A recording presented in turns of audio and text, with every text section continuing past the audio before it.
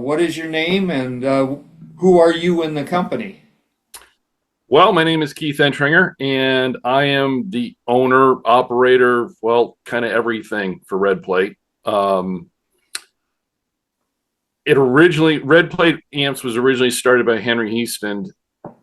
Technically, I mean, he had been doing it for years, but technically, the first Red Plate, yeah, we kind of dated around 2006 as far as really Red Plate being in existence. Um, I started working with Henry in 2008, and it just went from there. He and I eventually became business partners. Then he retired, which has been almost 7 years ago now, I think. And I just kind of took it over, and that's it. It's just me. Red Plate is a one-man shop. So I build the amps, I box the amps, I ship the amps, whatever. So um, Okay. that's it. All right. The next question is, what is the future of Red Plate? Do you have plans on getting some type of somebody to take over or anything like that? Or Not at this point. No, it's just it's me. So, okay, um, if I think at this point, if I'm gone, I suppose Red Plate's gone. I mean, I know that's a terrible thing to say, but I don't really have anybody in the works. If anybody was going to do it, it would be my son, and he doesn't want to have anything to do with building amps. So, sure. um, it's I think that's really it. I have, and it's something we've struggled with Red Plate for a long time. Is you know, I like doing it by hand. I like the hand built quality. And it's nothing against getting into, I'll call it mass production and circuit boards and having anybody be able to do it. But I kind of don't want to go down that path.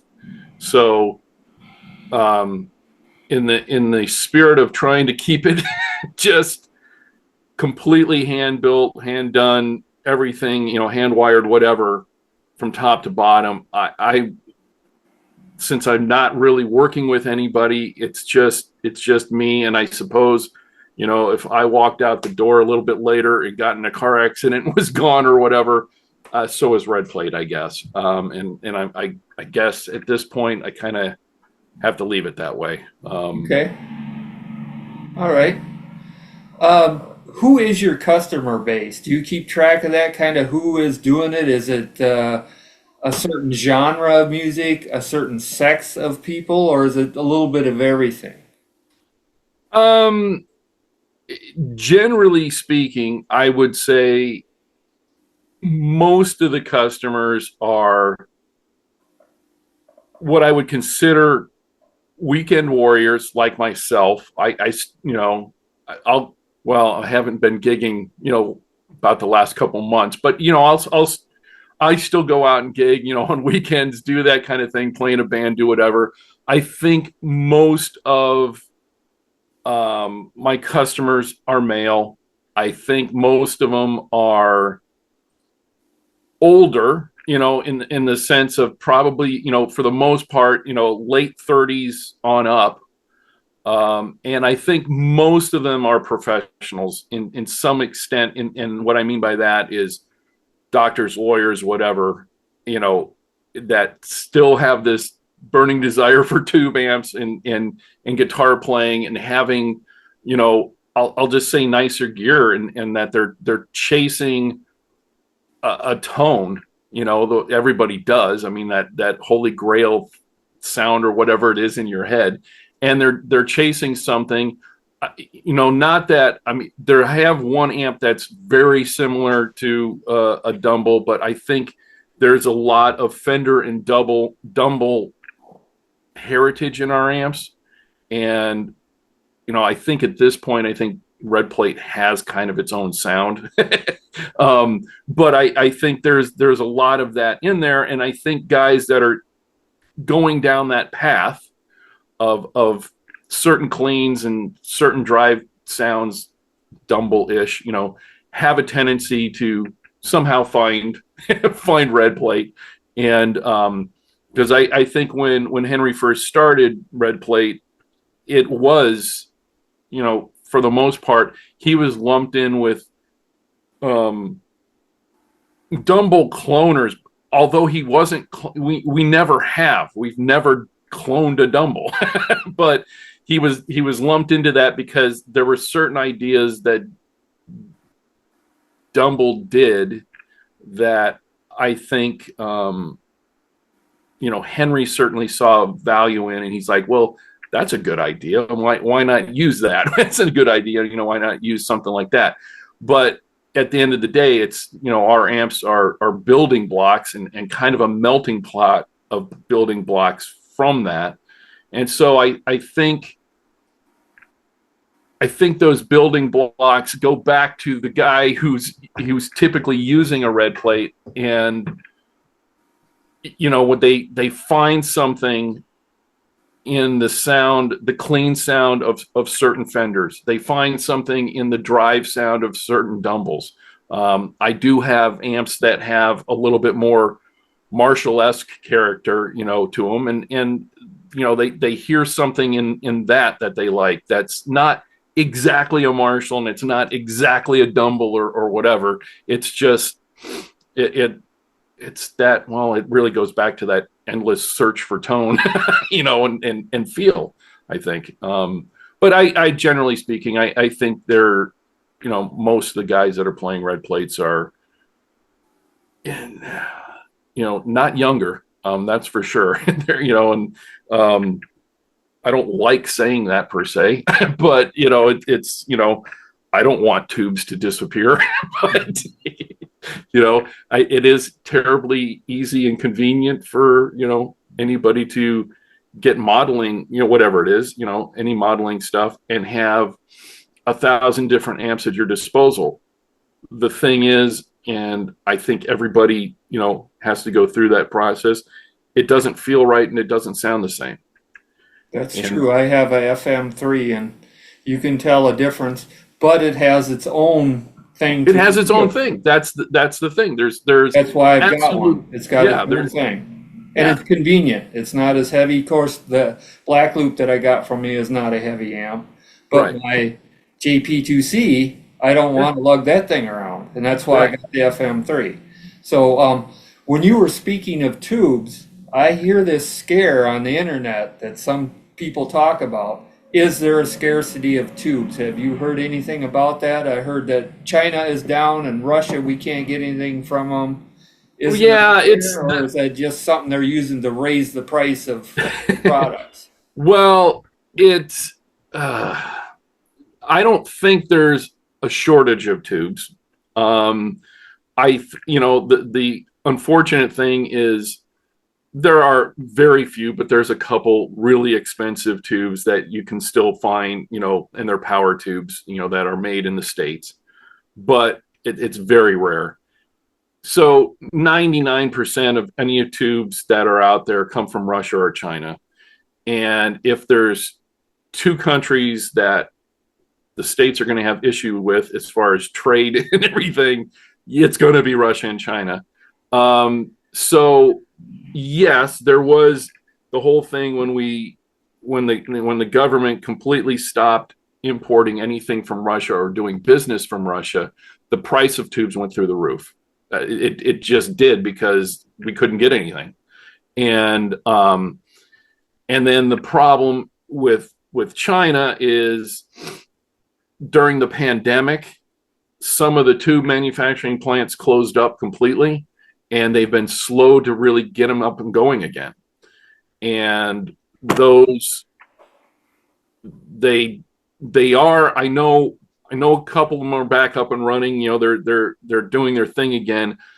I don't think the prices of tubes will really ever come down, because once they went up and people Sure. kept paying for them, Yeah. I think, just general economics, you're like, well, heck, if we're going to get this price for them, instead of selling you know, a $12 preamp tube, they're going to be $20, $25 now. Yeah. And I think it's just going to stay that way.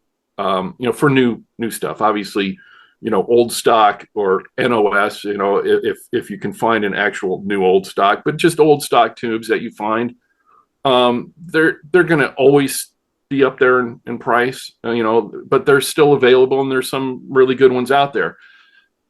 As far as manufacturing or building these amps, I can't rely on NOS tubes because, number one, of cost, but I can't repeat the same thing over and over.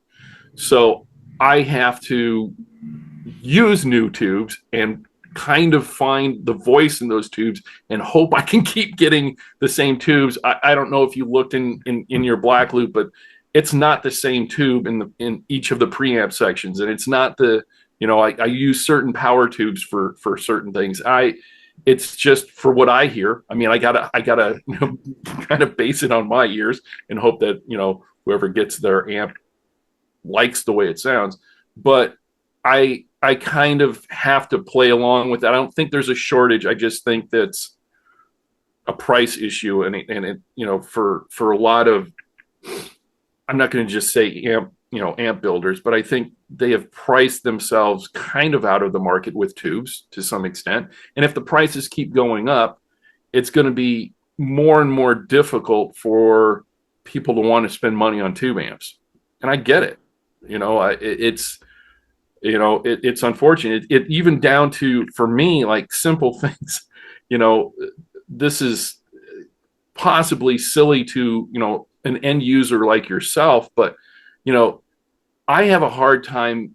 I try to keep a decent stock here in my little shop of parts that I need, but just certain things like certain value pots that I use for potentiometers. There's certain things in certain amps they don't make anymore. And yes, I could have them custom made, but I have to order so many as a one man shop. It's retroactively insane to do because of the cost of doing that. If it boiled down to it, yeah, I would end up doing it just because I still want to build the amps, but it is very expensive to get into that kind of thing for the numbers that you have to do, Yeah. to have custom made pots. But because just some of the values and some of the pots that I use,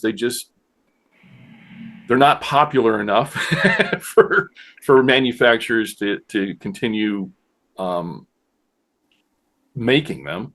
So there's just unfortunately things like that. I have a harder time with some of the, not really resistors, but some capacitors, a lot of potentiometers. I have a harder time getting some of those for the values I need than I do tubes. But I it's part of the market thing. It's a fluctuating thing, and there's things that, especially like I don't go out of my way to find parts that are out of spec, which is the beauty of some old older amps. You find a 50s 60s old Fender. A lot of those parts have drifted, and some of those amps where those part values drift, the amps sound fantastic. Some of them don't sound all that good, but where that drift, I can't. I don't try to find those kind of parts. I don't go out of my way trying to find some NOS. I'll say like carbon comp resistor that was made in the 50s. I'm not trying to do that, but there are certain things, just because they're not terribly popular in the, let's say, just generally speaking, in the electronics world, that they don't normally use those. So I have a harder time with some of that. But I think that's the thing with any tubes and or any amps. Until you go that whole whatever you want to say, solid state digital route. Um, there, as time goes on, I think there's certain parts that just become more and more difficult to get your hands on. Okay. All right. Well, from what you were telling me, and the time I had to wait to get my amp wasn't an issue, but you must have a customer base that's loyal to you to a certain extent. Yes, Do you? very much so. Yeah. I would you say it's more word of mouth that gets your business, Absolutely. or Yeah, because I have no marketing budget, and I know we kind of, on it with emails back and forth before we're doing this Zoom meeting. I don't, because I am the only one. I'm building the amps, boxing the amps, whatever, shipping the amps and everything. I don't really spend a lot of time. I don't have a marketing budget or an advertising budget, so but I have to rely on word of mouth. And I think the other thing with that is you you can use Facebook or whatever, Instagram or any kind of social media thing to spread that word. And I don't spend enough time even on that. But the good thing is like you said, I do have a very loyal customer base, and I think that little bit of word of mouth gets out there. I don't build a lot of amps per year. On a yearly basis, I'm doing really well if I build 36 to 40 amps a year. So it's not a lot. and so that being said, I don't need a lot of amp sales because I couldn't ever fill them if I got inundated. I mean, the worst, way back when, we had a time when we were about 2 years out. We got it down to a year. I was pushing almost a year. About a year or two ago, it was 9-10 months. Gotten it kind of settled down to about 6 months out for an amp build. But yeah, that's a tricky situation too, because when you get into something like that and you do, I don't even want to say advertise, but get more of yourself out there, as far as, somebody posts a great video or whatever, something that starts generating, sales. I got to be very careful because I don't have somebody else to sit here and put in, a chassis in front of him and says, "Hey, build this," in the hopes that I don't get, buried under a bunch of, but just have enough. It's a very fine line. And in days past, certainly pre-pandemic, we had a different shop. It was a bigger shop than what I'm in now. We had a couple of guys. It was typically me, a couple other guys that were building, and Henry was there. Henry was usually doing, any kind of paperwork, phone calls, emails, whatever, and shipping stuff. And I was building and testing everything. And then we had a couple of guys that were just building, amps. We certainly got more amps out for sure. But it seems, at least here in Phoenix, it seems fairly difficult to find really good guys that understand how to, I don't even say have to, you don't even have to really read schematics, but, understand how to build an amp, build it neatly, and why putting wires in a certain place are going to affect the tone of, the sound of the amp.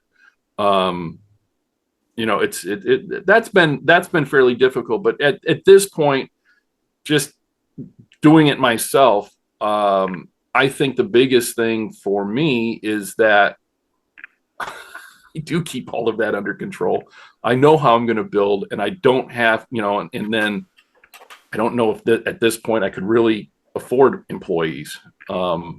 Certainly full time, and certainly, paying them benefits and all that stuff. It's very difficult for a really small business to do that. So yeah, it's it's a fine line there between how much word of mouth you got, or how much social media interaction I do to just kind of keep consistent sales coming in.